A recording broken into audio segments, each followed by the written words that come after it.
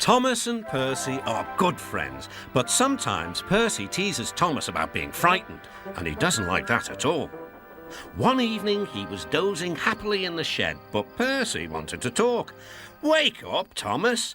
Are you dreaming about the time you thought I was a ghost?" "Certainly not. Anyway, I was only pretending to be scared. I knew it was you, really." Percy went on teasing him. "I hope the guard leaves the light on for you tonight." "Why?" asked Thomas. "I quite like the dark." "Oh, really?" exclaimed Percy. "I am surprised. I'd always thought you were afraid of the dark. I wonder why." Thomas decided to say nothing and went to sleep instead. Next day, the Fat Controller arrived. "I would like you to go to the harbour tonight to collect something rather unusual." "What sort of something?" "Wait and see." Percy was moving trucks into a siding. Henry arrived with his goods train. The signalman switched the points and Percy waited on the siding until Henry had steamed by. Then there was trouble. "The points are jammed," called the signalman. "I can't switch them back. The workmen will mend them in the morning. It's too late now." Said Percy's driver. "I'm sorry, Percy, but you will have to stay here for the night." "Where are you going?" asked Percy. "Home for tea," replied the fireman. Percy was speechless. He watched as the other engines went home to the shed. Night time came and Percy began to feel very lonely. "Oh dear," he murmured, "it's very dark."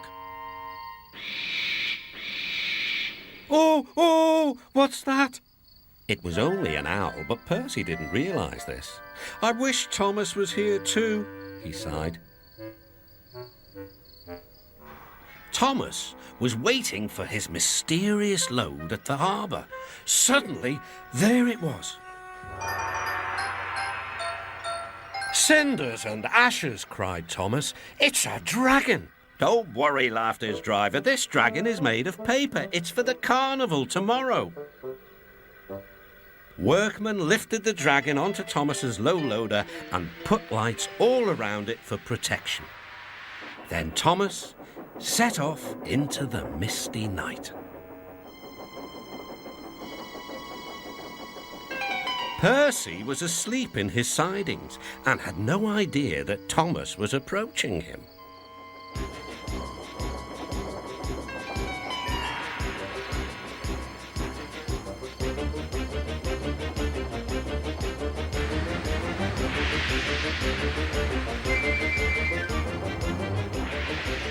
"Help!" cried Percy. "I'm not going to open my eyes until my driver comes."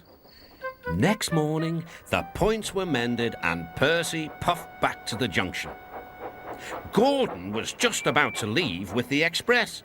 "You'll never guess what I saw last night." Gordon was in no mood for puzzles.